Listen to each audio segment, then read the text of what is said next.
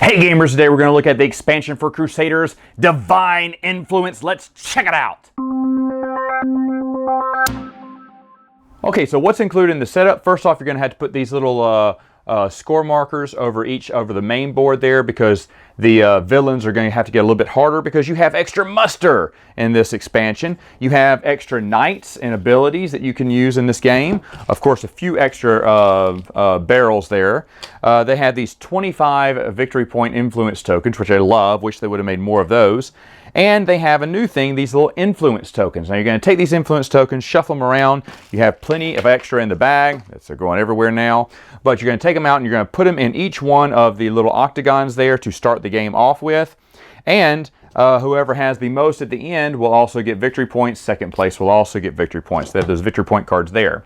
As you see on your player board, you have some additional buildings that you can build that are complementary buildings to the main buildings. So for instance, the keeps go with castles, the chapels with churches, the mills with barns, and the vaults with banks. But this is something that you build on top of one of the main buildings. So for example, if, let's say, it doesn't have to be my color. If green had built a bank somewhere and my knight was on there, I could build this keep on top of their bank, okay? It doesn't have to be buildings that you've built. You can build these on top of anyone else's. Now, of course, once someone has placed a complementary building on there, you can't have more than one player place the same complementary building on that tile, but it gives you more building options here. And as always, when you remove these, it gives you extra abilities in the game, and they're all very self-explanatory. One of the great ones is they allow you to upgrade your little wheel here for free, which was usually a wasted move in the base game. Anyway, another new thing you got here is, of course, these influence tokens. What are these? Well, if you spend that much influence on them, you can keep this. And the book will tell you what each one of the little icons do. Sometimes they're one-time abilities. Sometimes they're permanent abilities. Sometimes they go to in-game points. So as you're gathering them up, you're using, and you can use them if it's instant rewards. You can cash it in when you want to. Some, and here's one, some right here, just says infinity. So that means it's always going to be a +1 build. So of course, a lot of these self-explanatory. However, once you take the influence, you're also going to put one of your shields down there. Now, putting this shield down there is going to help you out. It's going to give you a free move action whenever one of your people hit this square. So for instance, whenever you free up one of your knights and the board has been explored pretty far, it's kind of hard to get that knight up to the forefront to get some action, right? To either build buildings or fight the pagans or whatever.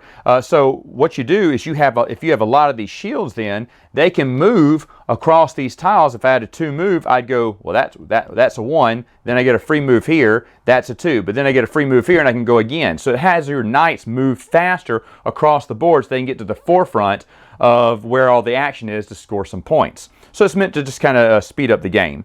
And basically, that's it. Final thoughts. What do I think about the game? Well, this story, as far as I know, TMG went out of business. They got this funded on Kickstarter, but they went bankrupt, couldn't afford to ship them over to the US. And so backers got screwed. Someone else bought the rights to it and then sent it out to everyone, which I can respect.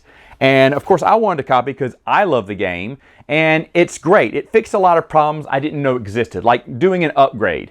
That was almost kind of like a wasted move. Well, now you can spend influence when you get to that tile, and a lot of those little influence tokens give you a free upgrade on your little wheel. So that's really nice. It's like, oh, you can do that in addition to your move, which kind of, balances things out, because you didn't want to just upgrade your wheel.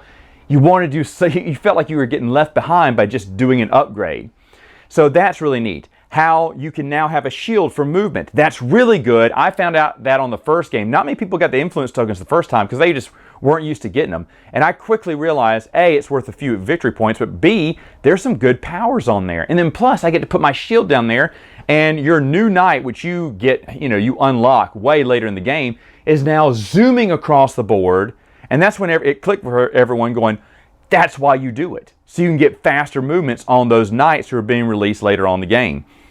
It's really good. Again, it's kind of fixing stuff I never thought was broken with the game, but it really is good. If you like Crusaders, yes, this is one that you should get.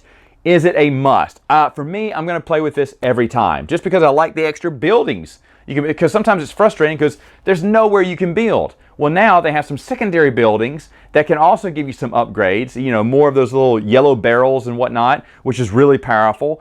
So you want to be putting those, and you can put them on anyone's building, you know, not just yours, which I really like that as well.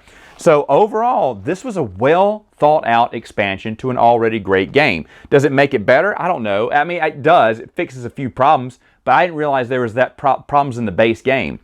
Really good expansion though. I do like it. I can recommend it. All right, gamers, that's it for now. Until next time, you know what to do. Game on!